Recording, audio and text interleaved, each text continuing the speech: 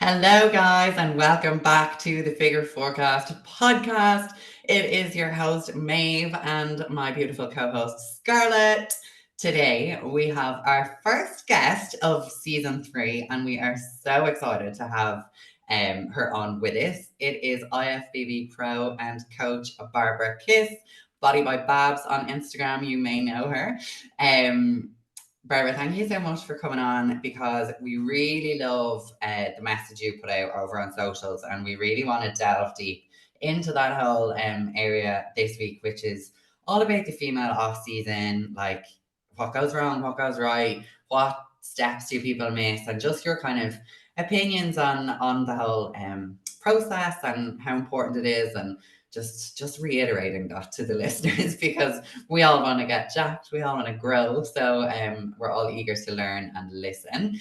I'll leave you to do a little intro of yourself. Tell us a little bit about why you're here, how you got here, who are you? Thank you. Thank you so much for having me on. I love to talk about off season because we were just saying that unfortunately not enough people talk about that off season.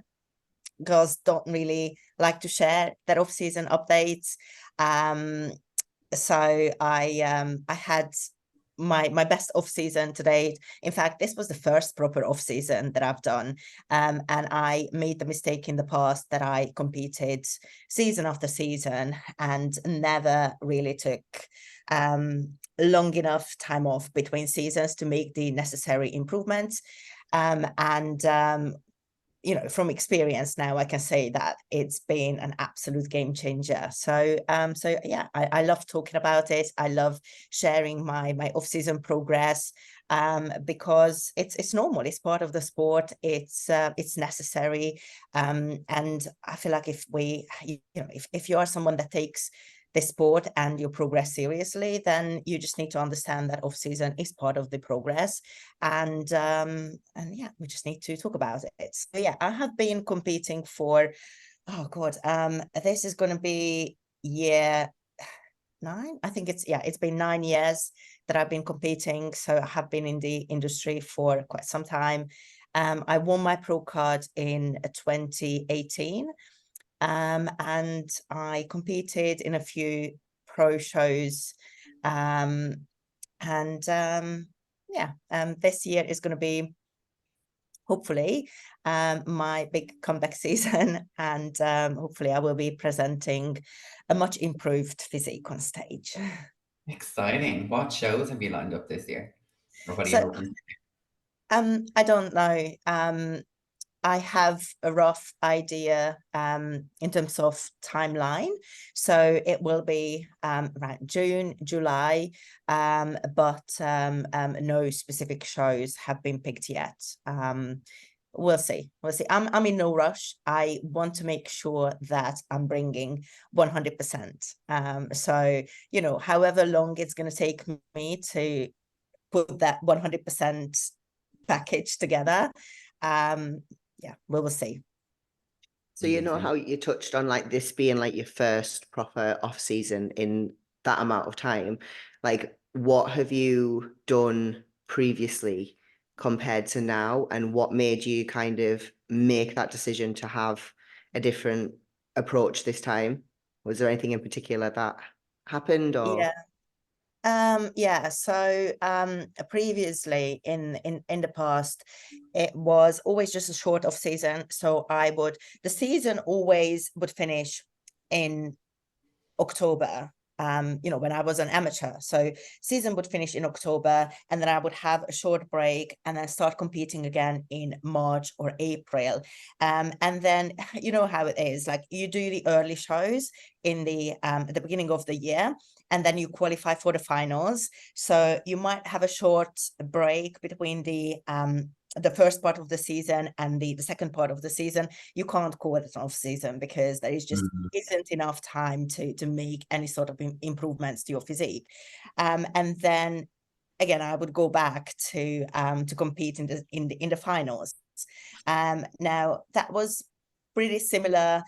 When I became a pro, I had a short, off season. So that was about maybe like 6 months. I think that was the longest off season, and it worked when I was still at the beginning of my competing, because, you know, I was younger, my training age was younger as well, and my body was still responsive. But then as we as I did the same thing over and over again, which was taking 12 weeks, 16 weeks off, and then go back again and start prep again, not letting my body recover from the previous prep. My physique on stage just started to get worse and worse. And to put things into perspective, I placed 5th in my pro debut. And that was a really good look. And I went to America to do a show in LA. I got top 10.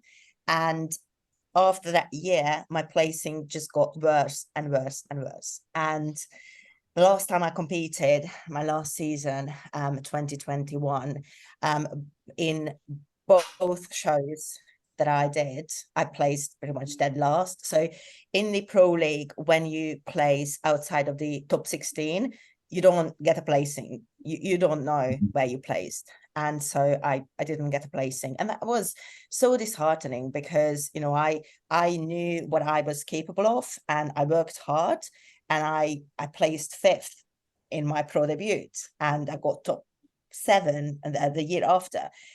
And then here I am, you know, putting the work in, and I'm, you know, they don't even look at me. They don't even acknowledge me on stage, basically. And I was like, okay, it's time to take a break and make the necessary improvements, and also just let my body recover, and give it the break and the attention that it deserves.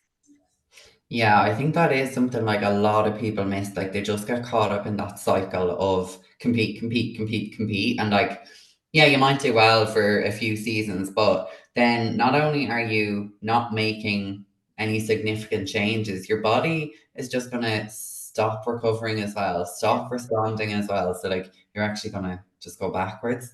Yeah. So yeah, that's probably one of the main mistakes people are making with that. Yeah, Do you think it's as so well? easily done. Sorry, it's so easily done, because like I love the stage. I love prep. I love competing. Like, I love show day. So and I'm really competitive as well. So I'm like, yeah, okay, let's go. I can do one more show.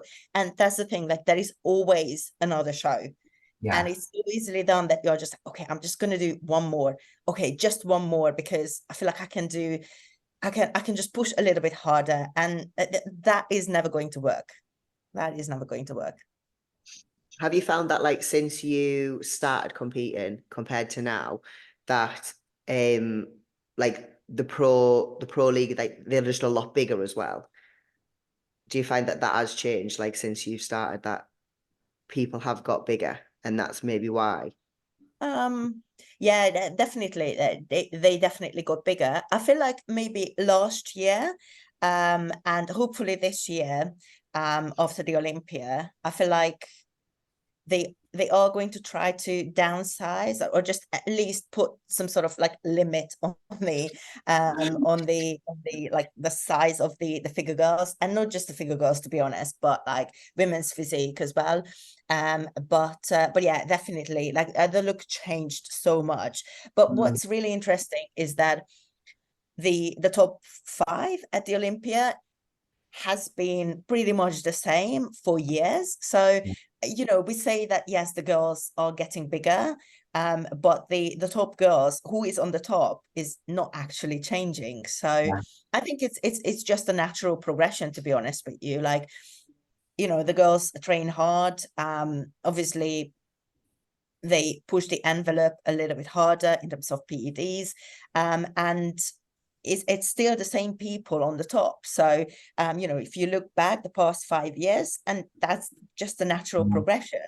I'm a lot bigger than I was 5 years ago, and yeah, I think it's just the natural progression. Do you think that maybe needs to be kind of, because you're totally right, like when you look at the Olympia placings, they're like the same kind of people in the mix, right? In that kind of top 5, top 10. So do you think maybe more so at the regional shows that needs to be like points need to be docked, and like they kind of need maybe to stick to the criteria a lot more at those smaller shows? Yeah, definitely.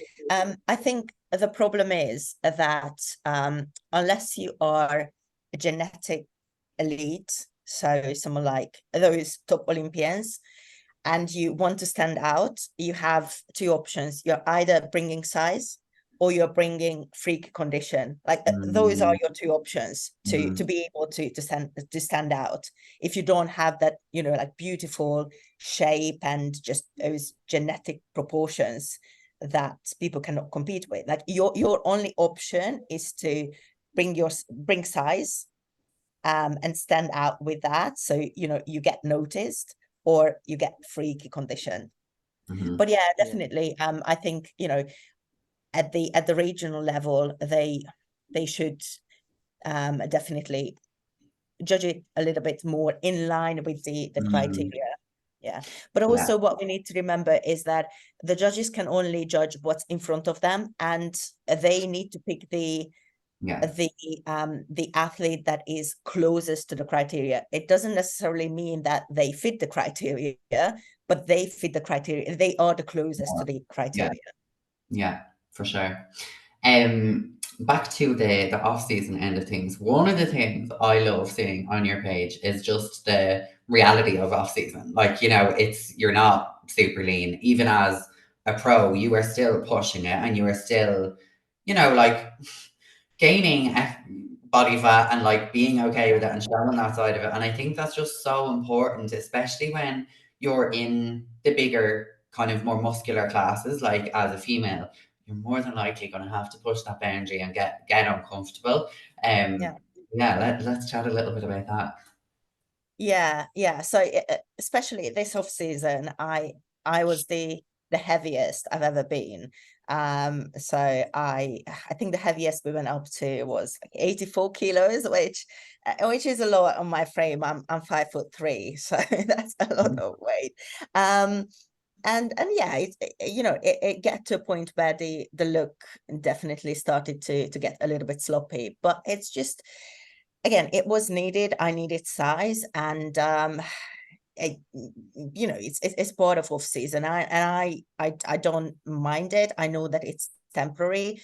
There is obviously some downsides to it, so you need 2 wardrobes and I feel you.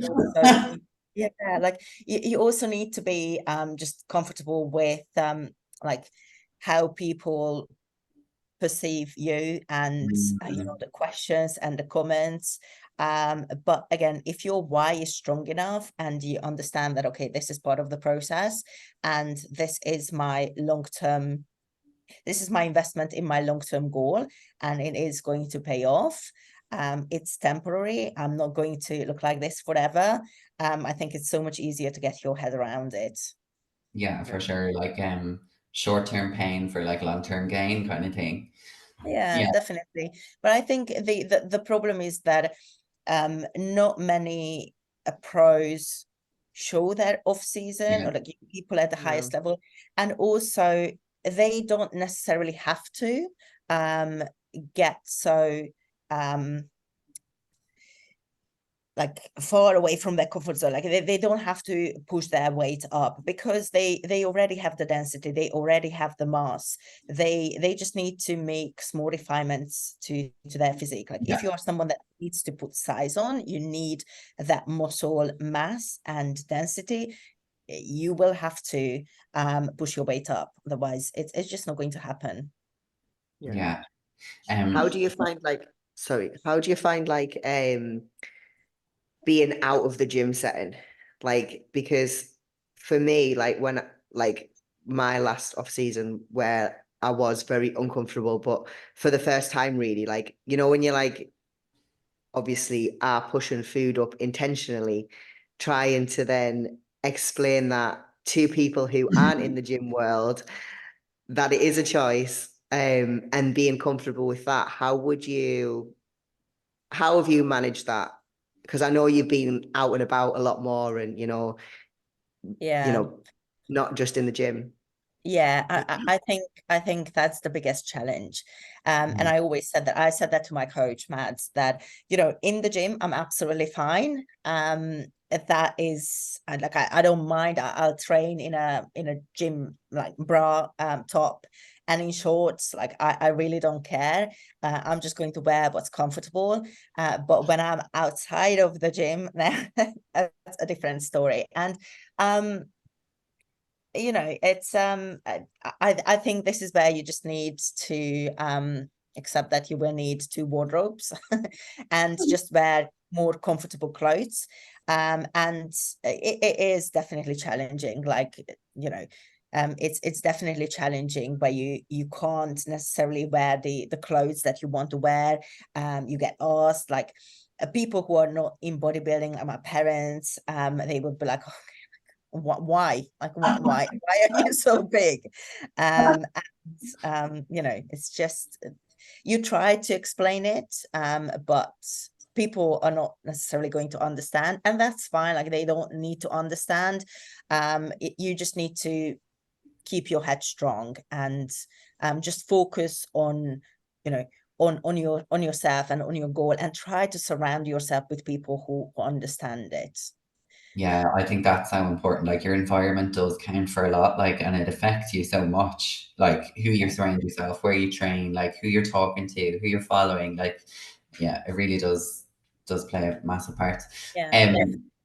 When you are managing a female off season, let's say a competitor that you're working with, what would you say, are your biggest bits of advice, or like maybe standard practices that you can, kind of pass on and give our listeners some advice on as well? So for me, what really helped to sort of get my head around off season was to focus on my strength and just set myself strength goals. And like, I love training hard. I love getting strong, and that's what I focused on. So I tried to just disconnect from, like, body fat levels, and just try to focus on how it's going to allow me to get super strong. And the look is just going to be byproduct of that. So that's something that I just really focused on strength, and how good my training is, how efficient I am in the gym, how much I can push. I literally loved every single training session in off season, and just really focusing on those positives, because the only downside to an off season is, or the only sacrifice is the high body fat or higher body fat levels, that you are uncomfortable with the amount of body fat that you carry. But there is so many benefits to it. Like, you are strong in the gym, your energy levels are great, your mood is great, your recovery is great. You can go out and socialize. You can go on holiday and not have to think about prepping your meals and fitting all your training sessions and cardio sessions in. So you just have so much more freedom, and the higher body fat levels is the only sacrifice. So I think the goal, or the end result that you get at the end of your off season is worth that one sacrifice, the higher body fat levels. And I know it's hard. Like, it's really hard when you, especially when you are in an environment where people don't understand what you do and why you do it, and constantly question it. So I'm super lucky that I'm not being challenged on the daily basis. My friends are all in bodybuilding. My environment, I work as a coach, so I don't have to go into an office and be asked all the time about my bodybuilding. So it definitely makes things so much easier for me. Yeah, for sure. Like, that's so funny about the external environment. Like, if I'm going from the gym to home, but I need to call in to a shop and like pick up chicken or something. And I walk in, I'm still in my gym gear. The looks that you get from people who are not into the gym, like it's fun. It is funny sometimes. So I would imagine that can be quite intimidating to a lot of people. Yeah, it's also really funny that you know, like even now when I'm on the beach, I'm in Thailand at the moment, and you know, I'm walking on the beach, and I know that people are watching. Like I can feel it. But when they see maybe like an overweight person or an obese person, they wouldn't question, and they wouldn't look at the person and be like, oh my God, like why, you know, why are they obese or what are they doing? But they look at me, and I know that they are watching, and I know that they are talking. I don't care, to be honest, but yeah, it's just it's really interesting that, you know, you try to make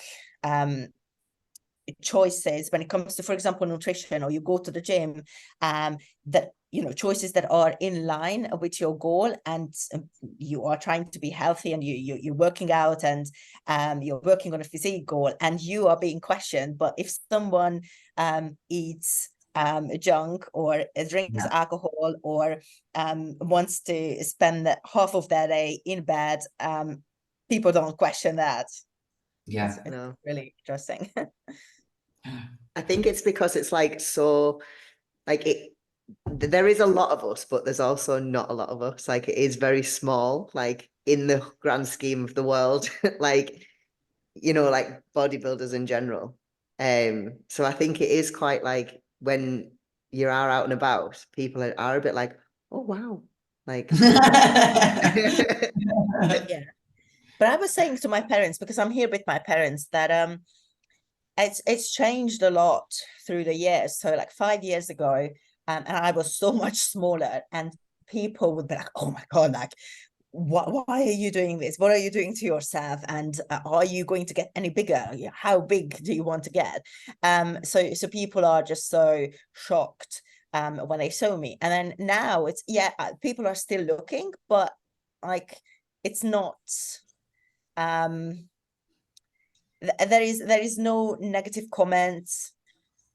So I think it's a lot more accepted now. It's still obviously it's a unique look, but it's a lot more accepted now than it was 5 years ago. Like, it's not like weird anymore, but it's still like a unique thing to see an absolutely jacked bitch walking down the road. You're like, Jesus, like anybody's gonna look, right? It's gonna grab your attention. But I think it's really cool the way in the last 5 or 10 years that it definitely is more celebrated and more normalized and more like, oh, that's really cool, and kind of the appreciation for the work that goes into creating a physique like that, rather than just being like, ew, like that was the opinion a few years ago, like why would you want to do that?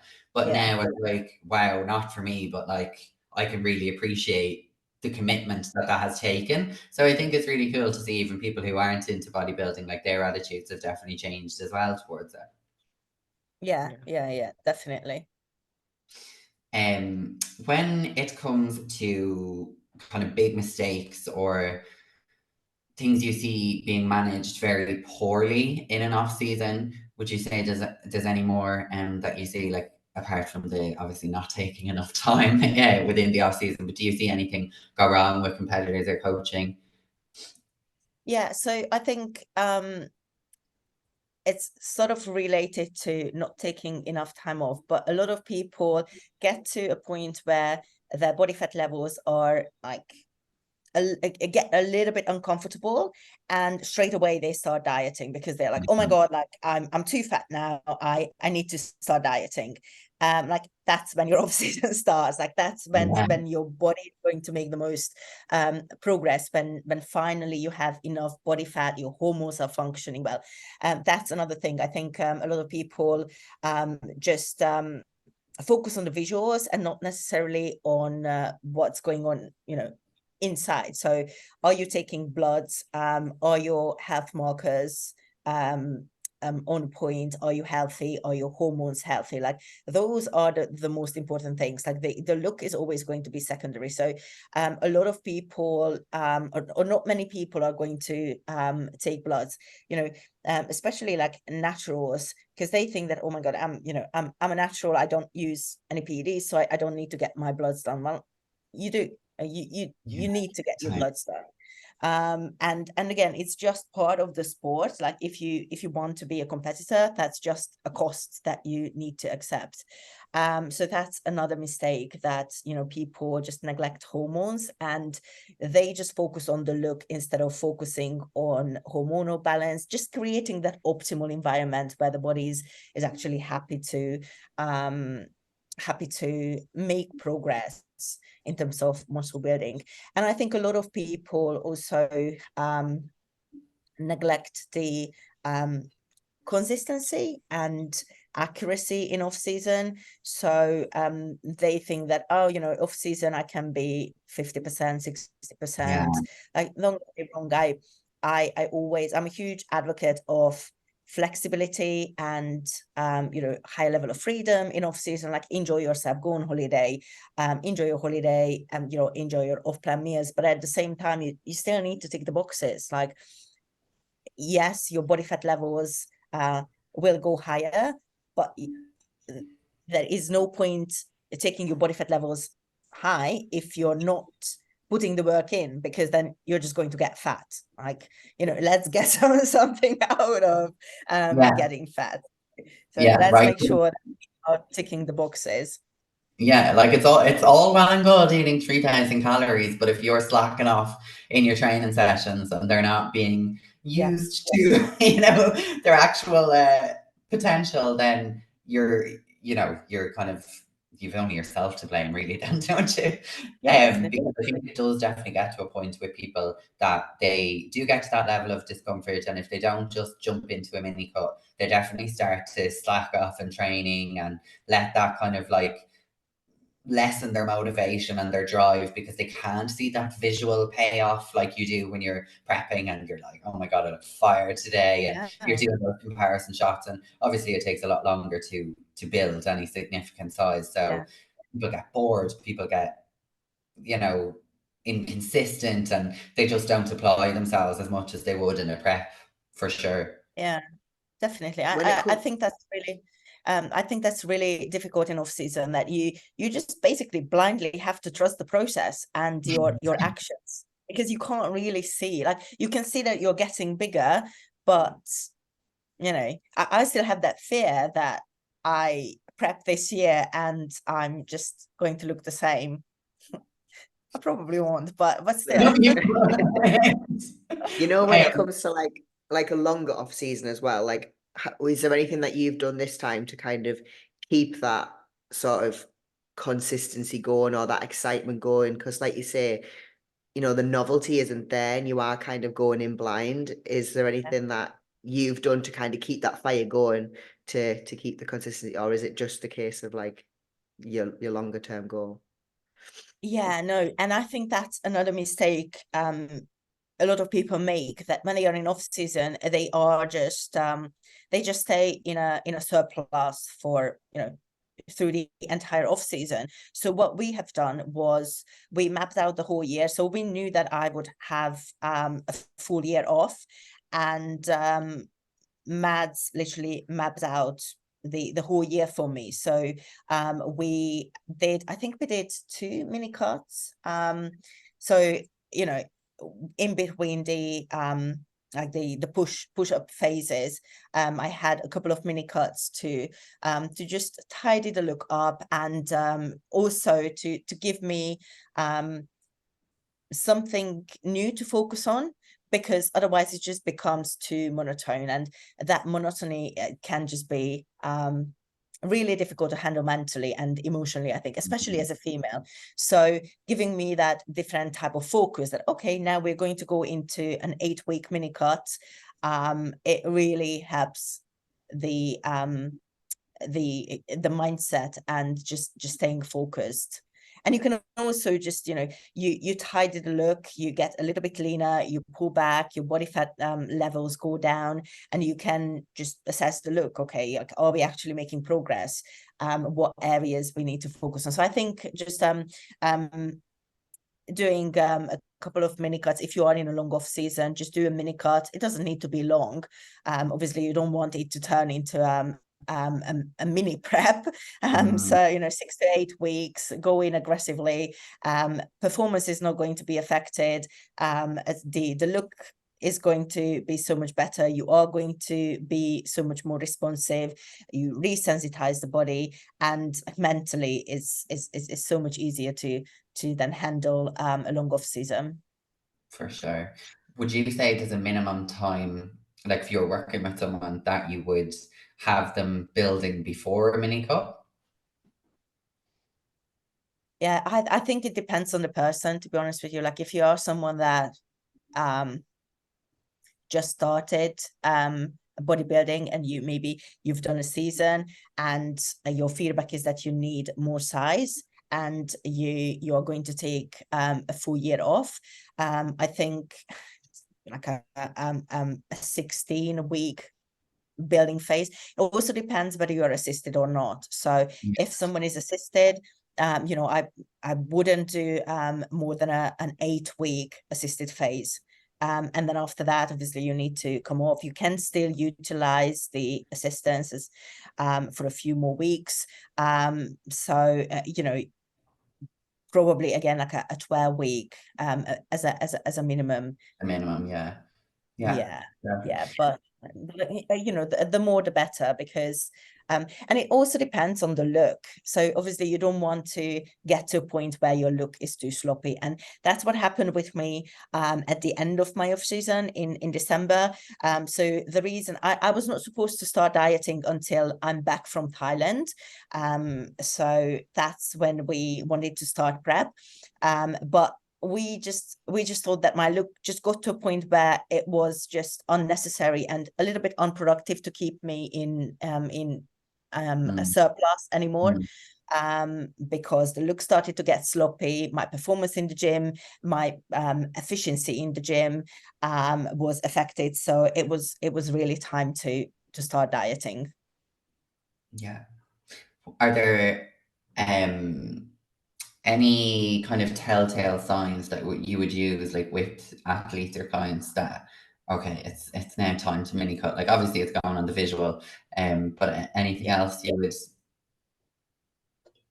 Yeah, so appetite is one of them. I think a lot of people, that's another mistake a lot of people make, that they just push food for the sake of pushing, just so they can say, oh, I'm eating 4,000 calories. Oh, okay, great. But are you actually able to utilize that? Your deficit calories are not going to change anyway. So even if you push your food up to 4,000, you will still have to come down to under 2,000 probably. And, that is going to be a big cut, like basically halving your calories. So you are going to suffer. So I much rather just eat 3,000 calories, and my calories were not even that high, but to go into a deficit, it's not going to be so much of a massive cut.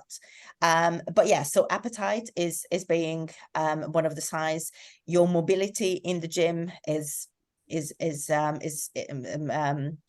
starts to suffer. You're a little bit sluggish. Your sleep quality reduces, and just overall, you just don't feel motivated anymore to just stay in a surplus. I think those are the signs when you're just like, I don't feel like eating anymore. Yeah, for sure. When it comes to the rest of your off season, what is the main focus, or what has been the focus like this year? What were the areas that you were trying to bring up? Like, what have you been doing to nail that? Just talk to us a little bit about the process. Yeah, so well, basically everything. I just needed to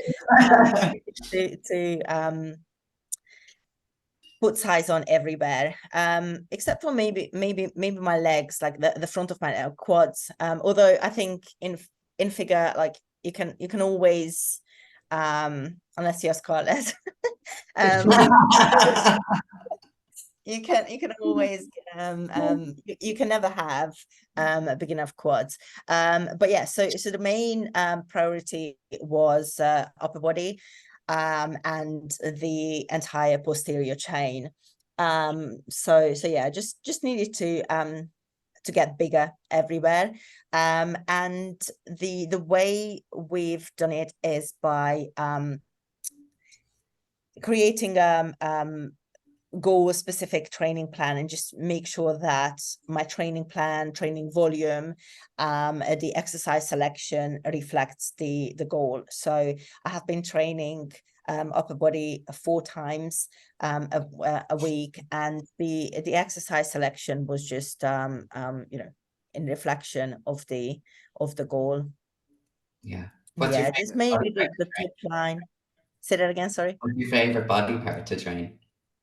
Oh, I love training legs. And I was like, oh my God, like training legs once a week is just not going to work for me. And my legs are literally going to shrink. But yeah, no, I love push as well. And I love a heavy deadlift. I love everything. Love a heavy deadlift. Yeah. Amazing. So we have a question we ask everybody who comes onto the show, and I'm dying to know your answer. I'm wondering, is it going to be thigh? What would your death row meal be? Oh my God. Okay, so starters would be like a Greek meze, like those like dips and like pita bread. Hummus. I love that. Yeah, I love that. And then a main would be sushi. Of course. Or you can eat sushi. And a dessert would be a cheesecake factory cheesecake. Yes, it would. Yeah, 100%. Yeah, The peanut butter. it's literally on my bucket list that I try every single cheesecake from the menu. I've never had a bad one. I've never had a bad one. It's so good. Do you also want to tell people where they can find you, how to work with you work with, that kind of stuff? Yeah, so I work with lifestyle clients and competitors, literally from beginners to advanced. And if anyone wants to find me, they can find me on Instagram. My Instagram handle is Body by Babs. And yeah, just give me a follow. And now my Instagram content is slowly going to transition over a prep. But I'm talking about off season, so you can just scroll back and watch all my off season talks. Because I find it so helpful when you're like, I'm getting to that point now. I'm like 83.5 kilos. I'm like, oh God, like these jeans are a bit tight. Like, I'm at that point. So I love looking at off season stuff because I'm just like, keep your shit together and keep pushing. So thank you so much. I know everybody's going to enjoy this episode and get lots from it.